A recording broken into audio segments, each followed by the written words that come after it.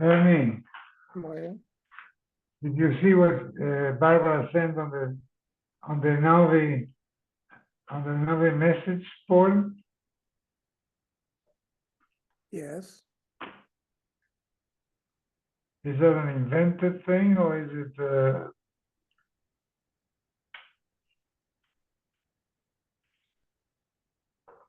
It's a pasuk in Malachim Aleph, Perek Hey. We'll have to see. It's a pasuk we learned.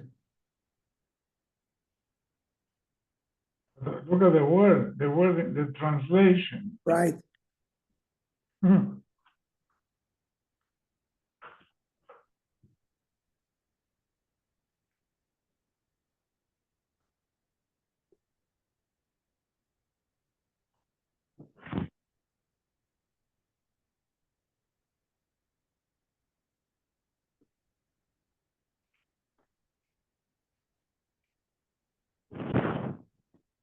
I sent you the other day again an email from YouTube with the statistics of people who listen. I'm not getting that email, Mario. I'm sending it. But you're not sending it to me. Yeah, to Augustine. No, I get every day the DAf Yomi, the videos. I'm not seeing that email that you're sending. I'm surprised. Now I have four things. I have to give them back to you, right? Yeah, that's okay. And then you have to give me the latest Malachim, Navi. I have to keep that up. So I'm keeping that up. I'm about. Mine is not full yet, but I can. Okay, then we can wait. We can wait. Yeah. Okay, let's learn. That's 84. There's a wedding tonight. I'm not sure if any of our people are at that wedding. Whose wedding is it? It's Susie Whitner. Oh. Whose wedding tonight? Susie Winter, not Wintner. Winter, yeah. Winter.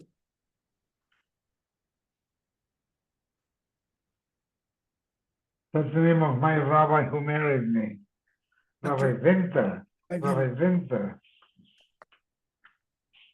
Okay, we're on Pei Dalet, 84. So Vitana Tuna, Yafos, our Mishnah said, if they made a deal on good wheat and it turns out it was bad, Lokech Yachal Bo, the buyer can go back below Mocher, not the seller. From Rav Chisda, Mocher lo shav sheish b'chamesh. Let's say the seller lost out. He made a mistake the other way. He didn't sell something that was worth 5 for 6. He sold something that was worth 6 for 5. And now Huzlu, now they got even cheaper. V'amdu al shalosh, minasane. Who is cheated? Moicher yachal achsubro v'lo lokeach. In this situation, the seller was cheated because he sold for cheaper, and he can go back on it. And the Omar Lay, the seller can say, Idolo Niman, if I had not cheated, you'll have a matisadr. I wouldn't have been able to switch the deal. Now I can go back. The Tanatuna, Rose Venimsu Yafos, they made a deal for bad wheat, and it turns out that he sold good wheat. The seller can go back. My kamashma masnisni. Well, what's the big chiddush of all this? It's our Mishnah. That's correct. We masnis navamina. Maybe both of them would be able to go back. The Mishnah coming to teach us that even when you go from good wheat to bad wheat, and the lokech yachal lachzor, only the buyer can go back. The sagat chamina, you shouldn't receive rav ra yomer hakoyin v'oizel al sisalel. The pasuk in Mishlei, and because sellers praise their schoira, but even so, the buyer can go back on it if they're found to be bad, and the moicher can go back on it if they're found to be good, and they made a deal to only sell bad. Then the Mishnah said that if you made a deal for red wheat and you ended up buying white, you can go back on the deal. Amrav Papa, the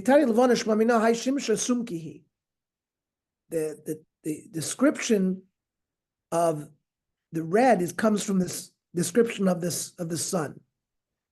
The kasam katsafar fanef. If you look at the rising sun or the setting sun, there's a red appearance in the sky.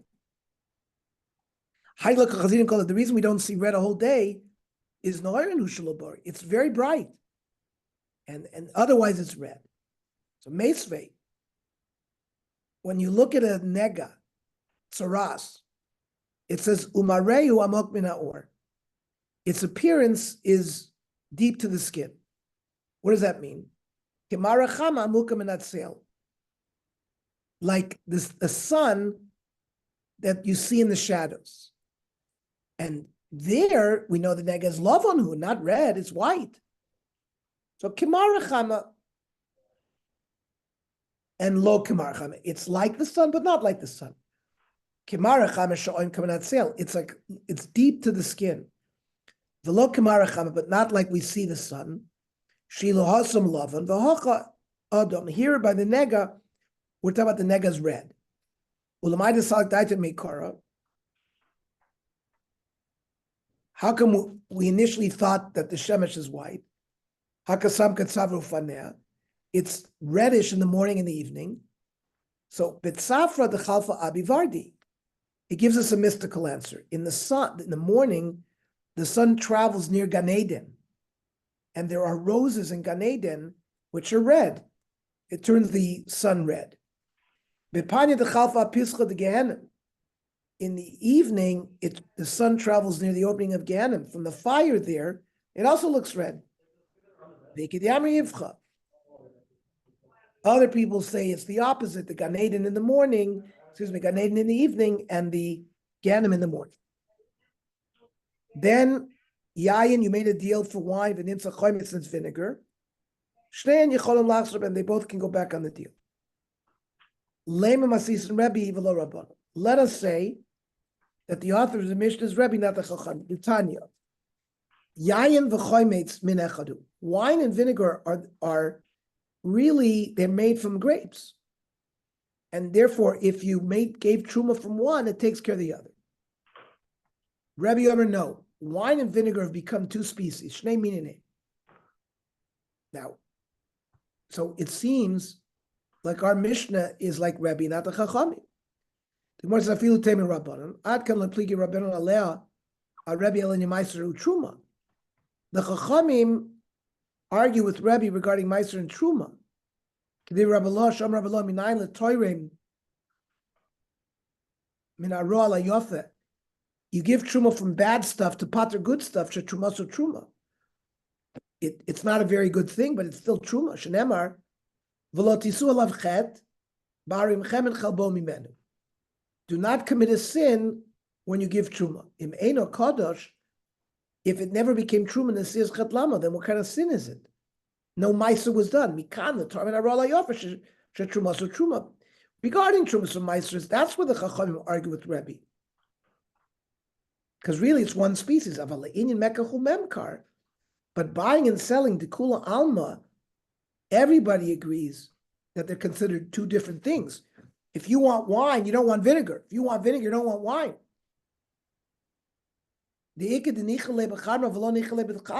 Somebody is happy with wine but not vinegar. And somebody wants vinegar, doesn't want wine. So everybody will hold that that's considered two species. Mishnah. We're going to talk about how do you do kinyonim. So I'm selling fruit. So moshach, you pull the fruit to you. And even v'lo modad, you haven't weighed it yet, kona. By pulling it to you, you're kona. Modad v'lo moshach. You weighed it, but you didn't pull it to you, lo kona. And therefore, they both can go back on the deal. If the buyer was smart and he wants to acquire it right away without the seller regretting, Soicheres makoimen, wherever the fruits are, he rents the place where the fruits are. Once it says in Rishus, it's koine right away. Halokech pishtan, if you buy flax, which you normally carry by hand, bechavero, areze lokana, if you pull it, it can't be just on the ground. You have to raise it up from the ground and take it from place to place. So you have to be magbiya it. You can't drag it. If it was connected to the ground and you cut it and separate it from the ground, you're also coining it right away.